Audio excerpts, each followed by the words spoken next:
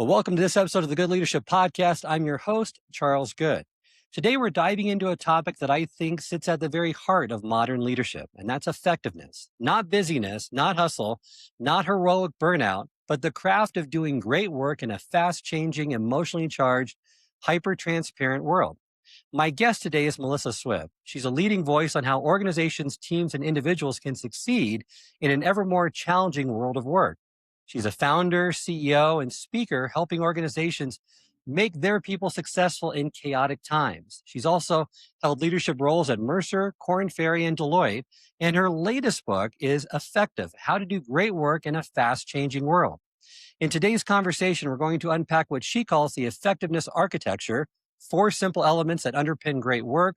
We're going to explore why so many capable professionals feel like they're running harder for diminishing returns, and what effectiveness looks like in an era of AI and constant disruption. Welcome to the Good Leadership Podcast. I'm Charles Good. This show is built for leaders, managers, and high achievers who want to think better, grow faster, and perform under pressure.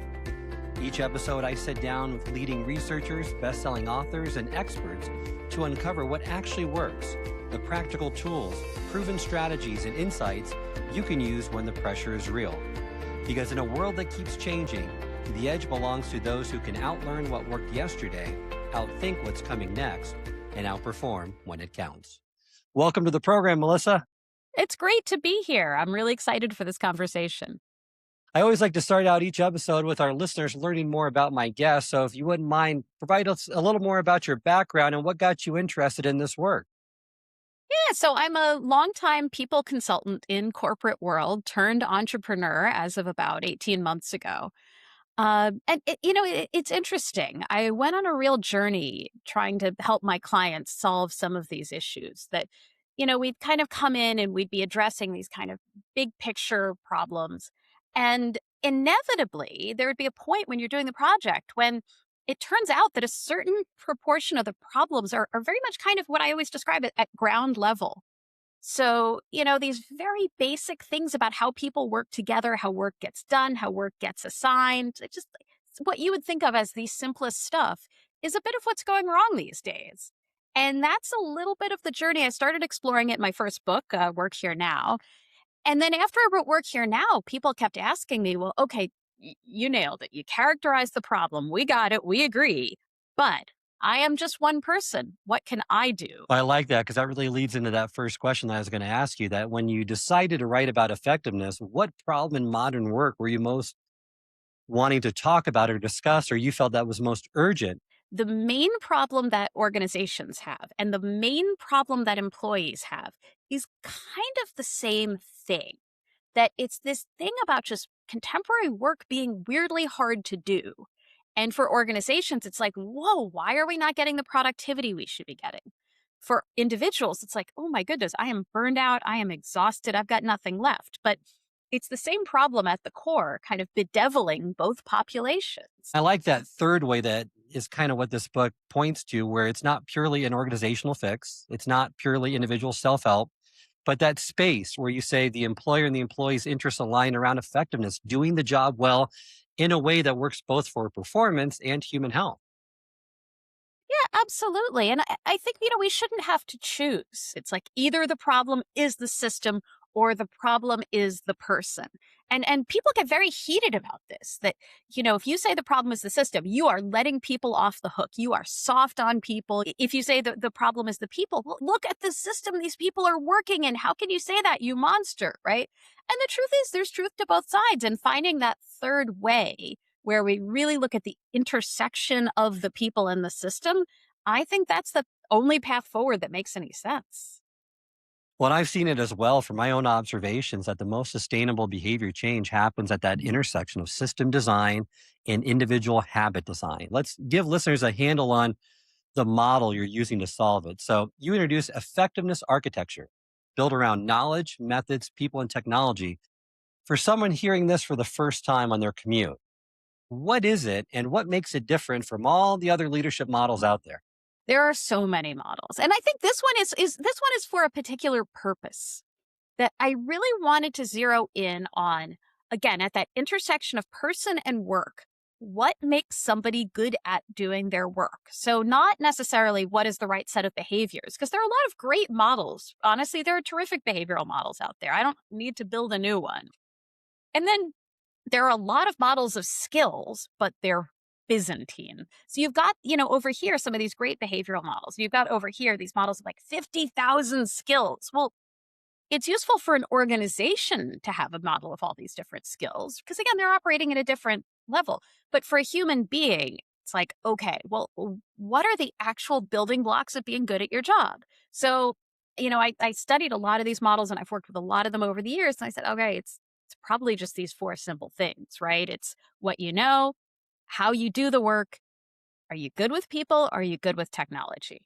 And once you start looking through that really simple lens, then it's clarifying. Like you can go a lot deeper because you're not starting from a point of extreme complexity.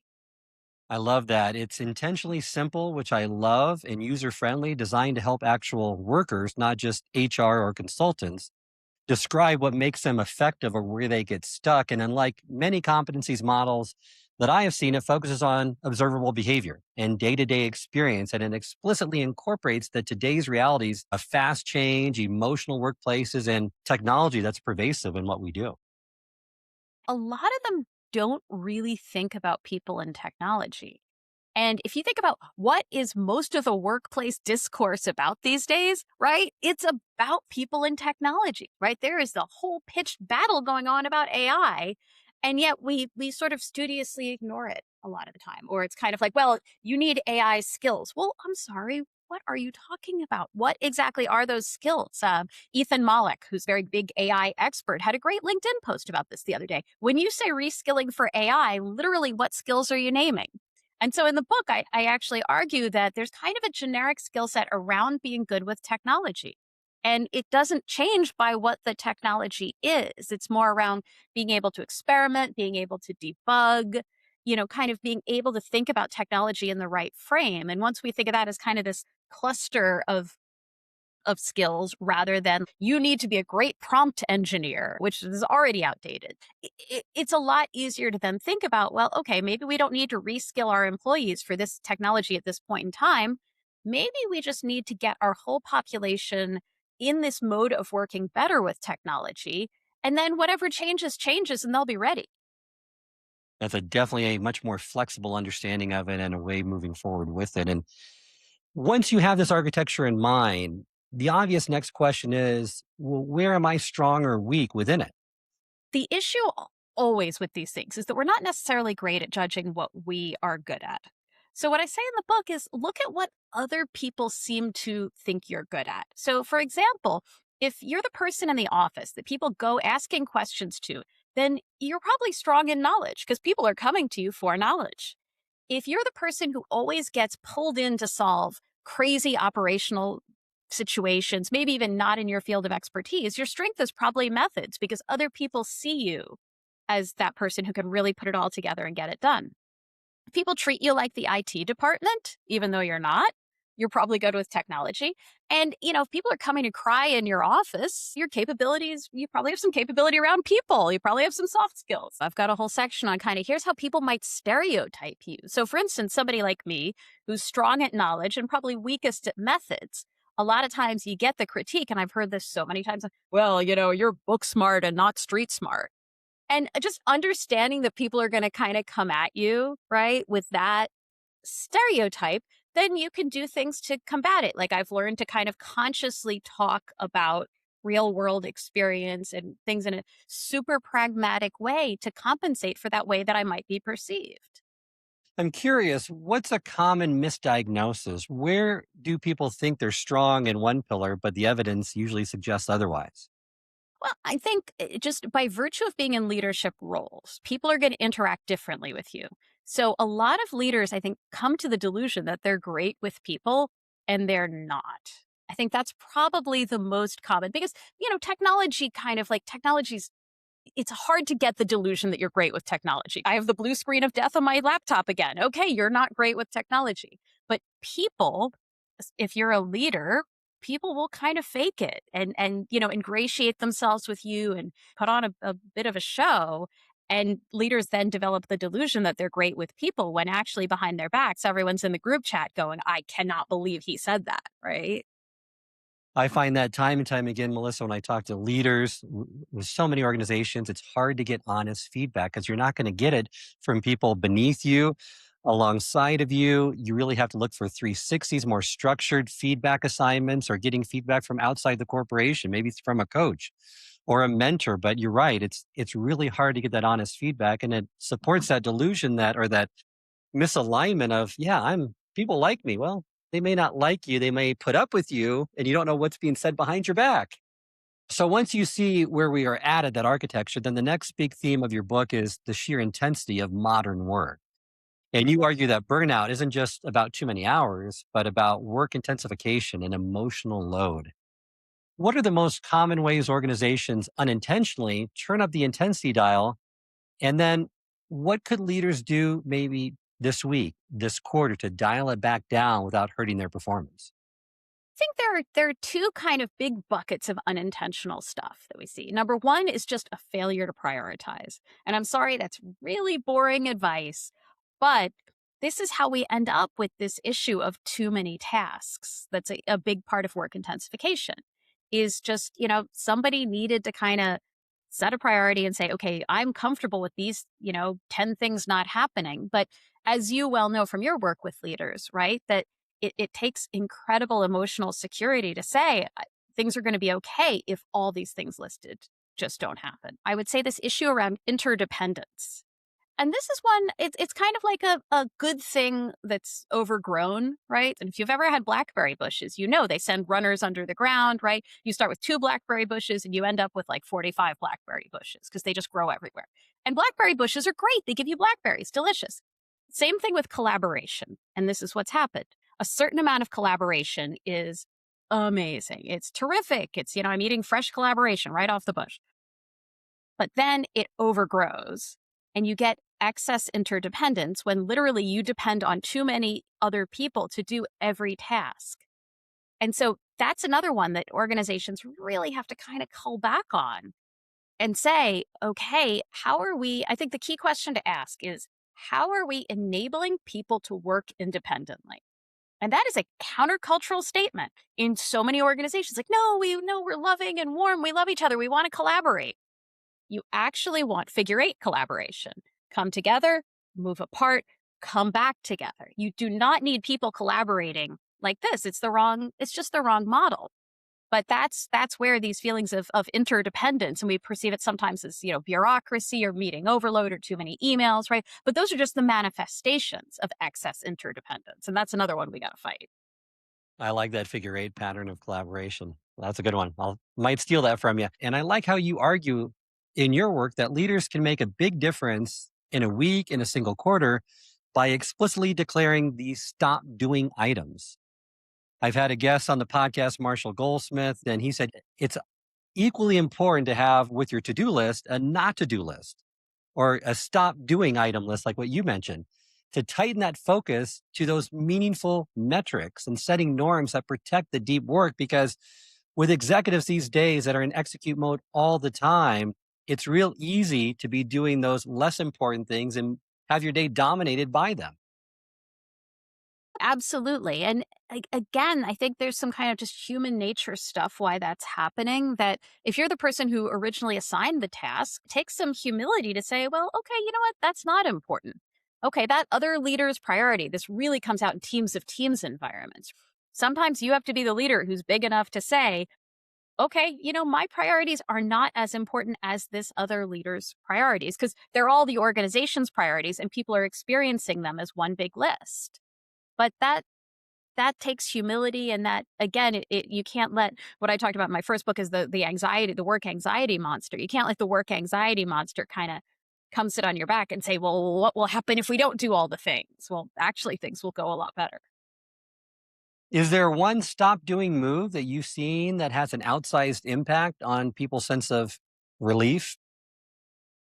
I mean, I would say sometimes it's decluttering key times of year. So if you think about the beginning of the fiscal year, the end of the fiscal year, the end of the calendar year, right? Some of these kind of really fraught points in organizations seem to get a lot of bang for their buck by just saying, okay, we're going to move this process to here, we're going to move this to there, this isn't important, that isn't important. Instead of this sort of frantic stuff that goes on, oftentimes, especially at year end, of you need to have completed all your learning hours, you need to have done this, you need to have done that, you need to do the 20 things that are all hitting at the same time. So just that simple eye on the calendar stuff, I think sometimes can be tremendously impactful. Love that. Very practical. And of course, when the work gets more intense, emotions show up stronger as well. And you spend a lot of time talking about the emotions at work, the anger, the tears, the conflict, even leaders' own emotional swings. Perhaps you can give our listeners a few practical behaviors for meetings that you would love every manager to use. And next time someone blows up a meeting or maybe breaks down in a meeting, or perhaps even I've seen this, goes to war in a meeting. So, number one, there are ways you can set up the meeting itself so people are less likely to be in conflict. So, very overly large meetings can be real recipes for disaster because you've just by sheerly increasing the number of people, it's like more intersection points. You're more likely to have two people who really have a lot of friction, but without the ability to take them to the side and solve it. You've got a 40-person meeting and two people start really bickering with each other, and then you've got the other 38 people just sitting there watching, paralyzed. That's terrible. And that's a lot harder to solve for. So some of it is the actual design of the meeting, keeping meetings to kind of pizza box teams when you can, the number of people you can feed from two pizzas. The other weird trick was one that I got from interviewing Jim Dietert, who's a wonderful professor of leadership at UVA. And he was saying that by the time somebody blows up, it's usually because somebody didn't listen to them and somebody didn't listen to them multiple times. So, as a leader, one thing you can do, this is going to get super practical, is not speak for the first few minutes of the meeting. And again, this is countercultural for some leaders. This is really tough. Like, what do you mean? I'm the leader. Let people speak. Let them get their thoughts out. Let them get their emotions out, and you're much less likely to have those kind of big, explosions. Well, and I like how you urge too managers to see blowups as the result of repeated ignored attempts at calm communication, because that's usually what's preceded it. And to focus on making people feel heard, like you mentioned, rather than just judging their delivery, including tears. It's just reframing that as the body displaying emotional overload and first trying to clarify the facts for people, which I see a lot of managers, they often panic when someone cries. Is there a sentence that they could say that keeps them grounded and supported when that happens? Because either they tend to go in one of two directions, right, Melissa? They either don't say anything and just that awkward silence where the other person doesn't feel supported, or they say things that aren't helpful. Say something like, I'm going to take a step back and hear from you. And I'm ready to listen when you're ready to speak. Because you also don't want to do the thing, well, tell me what's wrong, right? And if somebody's already crying, right, you don't want to be in their face doing that. But so just signaling, number one, the let's take a step back, like, okay, reset. But then number two, I want to hear, even though it's a bit belated. And people should also understand the physiology of crying, that there's actually a biological thing where women display crying more because our tear ducts are shallower. So the second our eyes start producing tears, they come right out. Men can be fully crying in a meeting, but their tear ducts are deeper, right? So the tears are just going right down, but they are crying. And so when you start thinking about these things in these pure, and it varies, of course, from individual to individual too. But so once you start thinking about that in just these sheerly mechanical terms, that what I am seeing is in some ways just literally a manifestation of this person's body. It really takes it out of the realm of judgment that this is like a behavior that they chose, or a sign of weakness. No, it's just biology, and everyone's biology is different. That's an important distinction to make. You're right. And another behavior I see a lot of managers struggling with is the whiner. And you quote research showing that a lot of whining is actually data. But how do leaders distinguish between complaints that are early warning signals that they should act on versus just noise that they can safely let go? Because I hear a lot of people say, well, nothing's wrong. Okay. And then they try to probe and, well, it's just everything. So it just compounds the problem. Nothing gets resolved. And you spend 20 minutes, what they feel like kind of wasting their time, not resolving anything and not making that other person feel any better. It is really psychologically difficult, particularly if you agree with their concerns, but you don't have the organizational oomph to, go wave a magic wand. Number one, you can use kind of your own note taking to enable this. So as they're writing things down, just literally write down the problems that they articulate with no editorializing. Again, a lot of this is about just bringing these things it's like with the crying, just bring it into a neutral frame, right? And then once you've got kind of your nice neutral list of just these are things they are talking about, then I think actually verbalizing sometimes, this is what I have control over. This is an organization wide process. I will happily raise the issue with the folks that I work with, but you have to understand this may not be fixable for these reasons. And also just correcting a lot of the time when people have complaints, this is where it's really important to quiet your speaking and make sure you're maximally listening and asking good questions, because a lot of complaints are actually based on incorrect information too. And you have this opportunity to kind of come in and debunk and do some myth busting. This was a theme that some of the leaders I interviewed for the book really leaned on, is that they feel part of their job of leadership these days is just to kind of provide the actual truth and make sure that people aren't in like the swirling rumor mill. So there's a role for that piece as well. I like how you encourage looking for patterns. Like you said, when multiple people raise the same issue, it often points to a design flaw, not something that's wrong with the individual. And asking what risk or opportunity each complaint signals, if it's true, is helpful for a leader so that you're not just dismissing whiny input outright and instead of consciously deciding, okay, I need to act now. Maybe I need to park it for later, explain why you're not acting, but still acknowledging that the person feels heard, which I think a lot of that issue resolves around, do I feel heard? Do you value what I'm saying? Okay, I'm going to be less whiny as a result because I know that you're taking actions or explaining why you're not. And also just understanding that there are clear, bright lines as a leader that you have to set, and they may not feel intuitively comfortable. So I think a great example is around workplace bullying, that you read the data, you read the research. This is a great point of frustration for academics who work on this stuff, because they're like, why have you guys not just stopped all these bullies? Like, what the heck is wrong with you in the corporate world? There's a bunch of different things going on, that some people have a preference for a more authoritarian style that goes into bullying. Others see it as like this person is strong, and other people are just kind of like, well, anything goes and people should be allowed to behave this way. But a common scenario, honestly, is that a lot of people come to other leaders about a bully, and everyone's just going, well, stop whining. It's fine. Oh, you got yelled at, you poor baby. And actually, that bully is like a serious business problem. And that's where, again, you got to do the pattern recognition and say, okay, everybody complains about this guy. It may be either you were okay with their style or they are displaying a different style toward you, which I think is also exceedingly common. But in any case, you kind of you don't have the option to ignore this stuff. Well, to ground all of this, your book is full of great stories, and I want to pull a couple of those out because they really make these ideas memorable. You share a painfully honest story about emceeing an internal award ceremony, making a joke about rigging the results, and then discovering a critical thread about it online. So, what did that experience teach you about transparency, power, and how leaders' intentions really can get distorted? It was a great learning experience, as absolutely painful as it was. It was a true lesson in the amount of ambiguity you're engaged with as a leader every single day. Because I can absolutely understand how, if you're watching this thing and one of the leaders emceeing it, their group is also winning a bunch of awards, that was a completely normal reaction to have.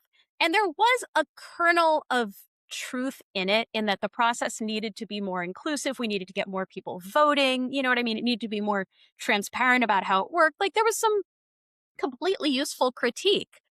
But I also ended up in this just painful moment of like, when you make a stupid joke because you're so deeply uncomfortable yourself. That was me in that moment. And it was a good lesson in, my stupid joke is someone else's. Ooh, she accidentally spoke the truth. There's a Russian saying, in every joke, there's a little joke, meaning that most of a joke is truth. But it really made me kind of think about, probably what I should have had going in was, a strategy for, okay, if my group has a lot of people win, what would be an appropriate thing to say or a joke to tell, even that would cut the tension, but would not get misinterpreted. And I think in this world where kind of everyone's talking about everything all the time, and we got the 20 million group chats going, you just, as a leader, you need to kind of have your mental communications playbook really up to date all the time. And that was a hard won lesson for me. Well, and also, I think would help leaders to know, or how would you advise leaders to kind of metabolize that emotional hit of seeing themselves discussed critically online? Because that's more and more common these days. It's super painful. You have to remember that people are just going to work with the information they have, and you have to give people grace to just work with the information they have. That even the meanest statements online very rarely come from a place of like, I'm just a genuine jerk. It's very rarely that. I have this concern. I don't feel like my concern's been heard. And that just builds up to kind of this emotional energy where you start to look for concrete, targets for that bad feeling.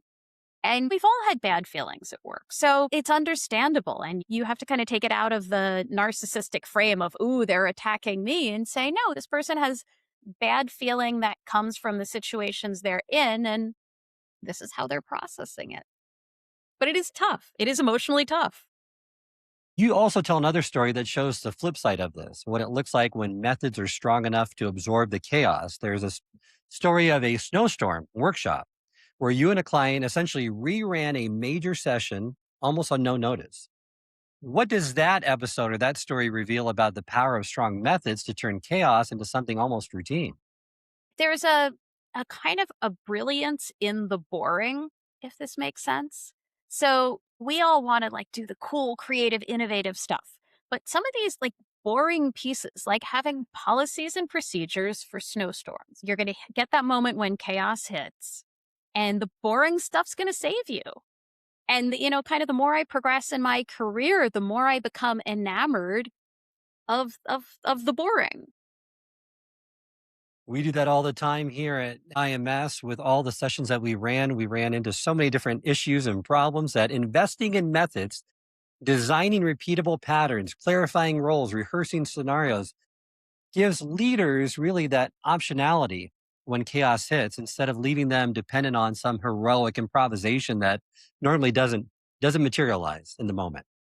And if it does, it's exhausting for the person heroically improvising, right? That's the issue is when you have these great methods, then, okay, we're just going to do the procedure we talked about. We're going to go through this is one of the scenarios we envisioned. We're just going to do it. And your mental space and your emotional space are freed up for other things. Like it feels good to not have to kind of go in and be the hero. Absolutely. Well, a big theme in your work is we're dealing in a world now that is radically more transparent. You describe today's world as hyper transparent, Slack threads, Glassdoor reviews, fishbowl posts, endless group chats, you name it.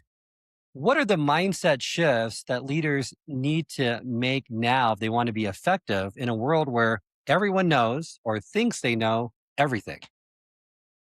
I would say number one, what is the phrase? You're only as sick as your secrets. A couple of my interviewees actually talked about this concept of coherence, that if what you're doing as a leader basically makes no sense, the zillions of ways that information is going to circulate and all the people calling on you to explain yourself all the time, like you're not going to have your story straight. So some of it starts before even communication, that there's just more pressure to kind of keep things in order. And it's also an argument for prioritization as well. Like I use the example in the book of if you have two houses, one that's full of knickknacks and one that's pretty minimalist, what's the easier house to keep clean? Right? It's the one without all that stuff like all over the place. Uh, and also like to our conversation a few minutes ago, you do have to be a bit thicker skinned. And let's say data driven organizations, right? There's all this data floating around. Well, the data is not always right. And you have to be ready emotionally to be criticized on the back of incorrect data. This is something that leaders really struggle and they get all like, but it's not right. And it's incorrect, right? But okay, this is the data driven organization you asked for and you wanted. It's just sometimes data's not exactly perfect. So being able to have that conversation about, well, okay, I want to understand the fact base behind what you said. Okay. that number you just quoted me, like, what's the numerator? What's the denominator in that percentage? Okay, do you have the categories, right? And just these, like, again, very kind of simple fact based questions, but trying to really trace back to core facts. Um, Again, instead of kind of getting emotionally triggered, understandably, by wacky data. Well, you're right. And I've seen it as well. People now want to understand not just the outcomes, but the processes behind them. Effective leaders, you argue, must shift from mushroom management, keeping people in the dark, and narrative control to curating context, clarifying how decisions are made, and viewing transparency as a diagnostic that reveals issues to fix rather than threats to avoid. Yeah, I mean, things have really changed during my lifetime, I would say, because of workplaces being more transparent. When I was like a young consultant, I was working for these like very, very senior folks. I would never have been like, well, how did you make that decision? How did that process work? I just never, never. But today, our expectations have changed, and people are kind of pointing the finger. Oh, Gen Z has these weird expectations, like they're weirdos. And this is there's some funny like threads where you see back to the 1600s. Everyone thinks the new generation in the workplace are weirdos. It's just this is a thing that happens, but the expectations have just legitimately changed, and I believe sunlight is the best disinfectant. If you can't explain how you got to your decision, barring, let's say there's a huge piece of confidential information, like, okay, there's an upcoming M&A event or something like that. Barring scenarios like that, if you can't explain your decision, the problem isn't the Gen Z employee asking you to explain it. It's you. And again, with leaders, we gotta take that stuff on. Great advice. Melissa, thank you so much for joining me on the podcast. Remind our listeners how they can get in contact with you, learn more about your work, and get your new book. So the book is available wherever books are sold. Get it online anywhere, get it at your local bookstore, all that good stuff. You can connect with me on LinkedIn, where I am very active, and I am starting to become more active as well on Instagram, both as me and for the book Effective. Or you can follow me on X as well. So lots of different places to connect. Wonderful. Thank you again for joining me today. Melissa, it's been a great conversation. What I appreciate about your work and what I hope listeners are hearing is that effectiveness isn't about superhuman effort or some vague notion of being more productive. It's about thoughtfully redesigning how we work, the knowledge we prioritize, the methods we use, and the way we handle both people and emotion, and the technology that we wrap around all of that. So the invitation I have for you, the listener, is don't treat this as just another set of ideas to nod along to on your commute. Pick one concrete move. Maybe it's mapping your week against Melissa's effectiveness architecture or noticing consistently where things break. Maybe it's redesigning one reoccurring meeting. As we've talked about on this show before, once you start making those small tweaks, you create the conditions for better performance, better development, and frankly, a more sustainable life in leadership. Thank you for listening to this episode of the Good Leadership Podcast. Remember, great ideas only matter when they change what you do next. So choose one insight from today's conversation and put it into practice this week. If this episode was valuable, follow the show and share it with someone who would benefit. And until next time, remember, the edge belongs to those who outlearned what worked yesterday, who can outthink what's coming next so that they can outperform when it counts.